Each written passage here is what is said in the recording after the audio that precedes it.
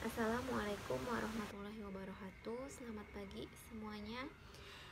Bagaimana kabar kalian hari ini, anak-anakku semuanya? Semoga semuanya dalam keadaan sehat walafiat ya, amin. Jangan lupa mandi dulu, sarapan dulu sebelum belajar organik biar lebih fokus ya. Tolong jaga kesehatan kalian di rumah, jangan nongkrong-nongkrong ya, patuhi protokol kesehatan. Tetap semangat belajarnya walaupun kalian belajarnya lewat daring ya. Tetap semangat, ayo. Hari ini Ibu akan menyampaikan materi gugus fungsi selanjutnya, yaitu asam karboksilat. Apa rumus umumnya? Lihat di PPT ya. Sambil buka PPT sambil lihat video Ibu.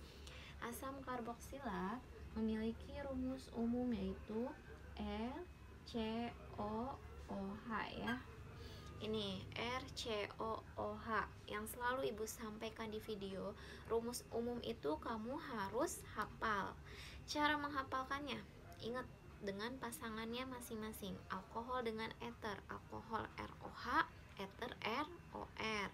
Lalu aldehid dengan keton, aldehid RCOH, keton RCOR. Begitupun asam karboksilat dengan ester, asam karboksilat RCOOH, ester RCOOR.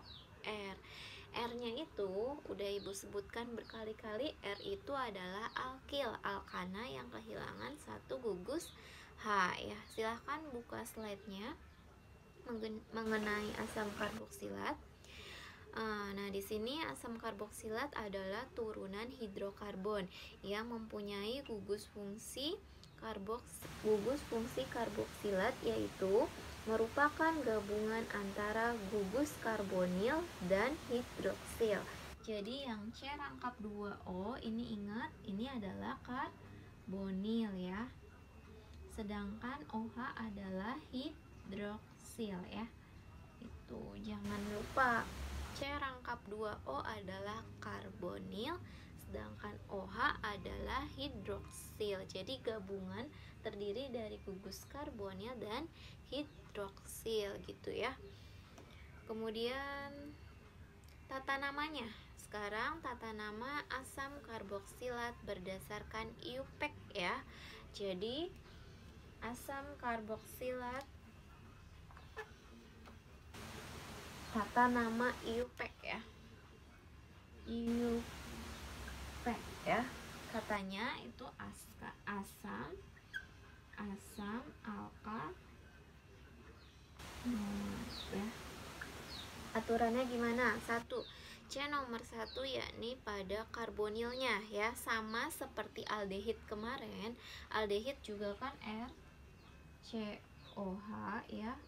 Nah, jadi karena COH-nya ini beradanya di ujung, makanya C nomor 1-nya itu berada di karbonil. Begitupun si asam karboksilat ya.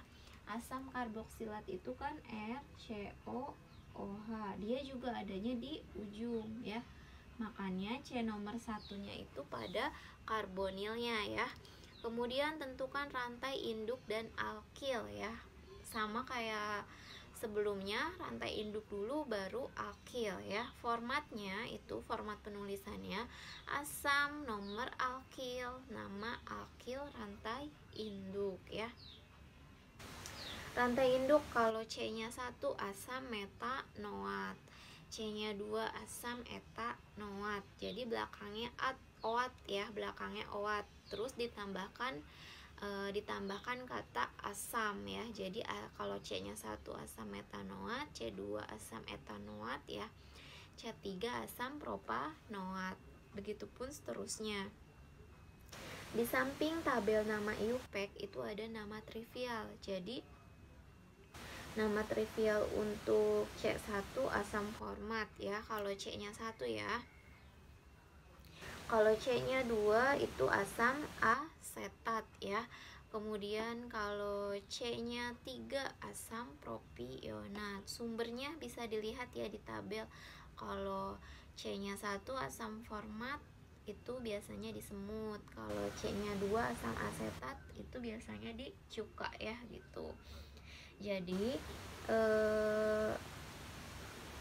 Asam karboksilat juga mempunyai nama trivial. Nama trivial itu nama umum yang sering kita dengar gitu. Biasanya apa aja yang biasanya ada di lab itu asam asetat contohnya gitu. Nama iupaknya asam etanoat gitu ya. Kemudian contohnya ya, kita ke contoh soal mengenai tata namanya. Contoh soal nomor 1 ya. CH3 CH ya, BR, kemudian CH3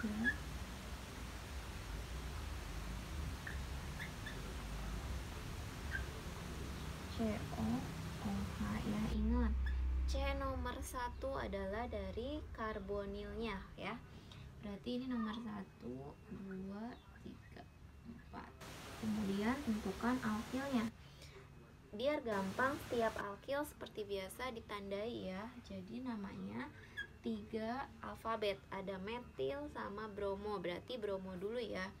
Ingat kata asam. Asam karena ini golongan asam karboksilat, jadi didahulukan dengan asam. Karena ingat formatnya itu asam alkanoat, belakangnya oat ya. Rantai induknya belakangnya oat. Asam 3 maaf ibu salah antara bromo dan metil, berarti bromo dulu ya. 3 bromo, 3 metil. Kalau 4 berarti butanoat.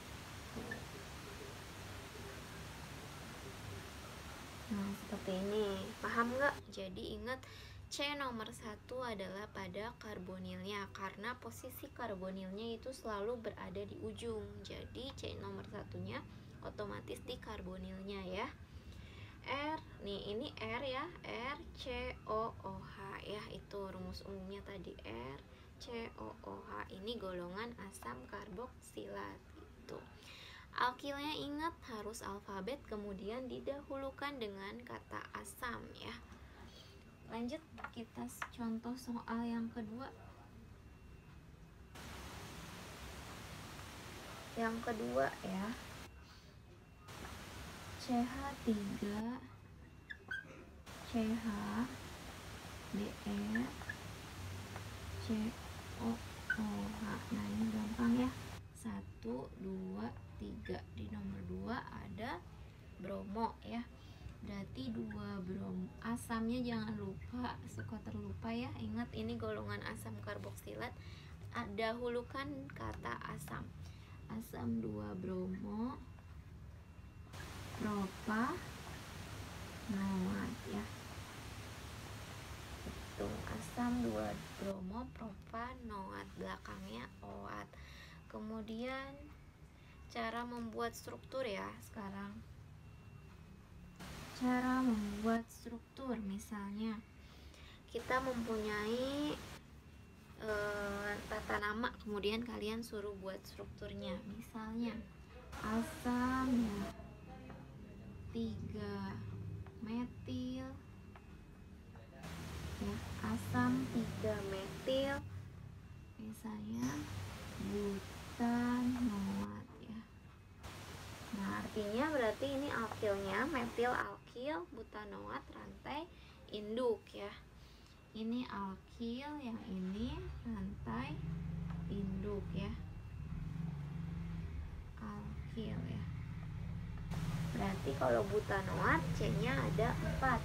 Gambarkan dulu C-nya ada 4 ya, termasuk terhitung dengan, nah seperti ini, C-nya 4 ya, butanoat. Kalau kamu membuat struktur, tolong dibiasakan membuat rantai induk terlebih dahulu. Butanoat berarti C-nya ada 4 ya, termasuk karbonilnya, kehitung 4 ya, karena ini golongan asam karboksilat, berarti RCOOH ya. Kemudian di nomor 3 ada metil ya. Nah gitu, di nomor 3 ada metil. Jangan lupa penomorannya. Kemudian baru isi H-nya ya. Berarti ini sudah mengikat 1, berarti tinggal 3 ya. Ini udah mengikat 3, berarti tinggal 1 H-nya gitu ya. Ingat, C itu memiliki elektron valensi 4 atau tangan 4. Ini sudah mengikat 2, berarti 4 diambil 2 berarti hanya 2. Itu. Sampai sini ada pertanyaan tidak untuk membuat struktur dan tata nama? Silahkan pelajari, nanti kalian tanyakan di Telegram ya. Kalau ada pertanyaan, silahkan tanyakan di Telegram ya. Kita balik lagi ke tabel tadi ya. Nah, ini Ibu di sini menyampaikan sumber-sumbernya. Maksudnya senyawa karboksilat ini bisa didapatkan di mana sih? Biasanya asam format itu di semut, kemudian asam asetat atau asam etanoat di cuka, asam propanoat atau propionat di susu gitu ya. Asam butanoat atau butirat adanya di mentega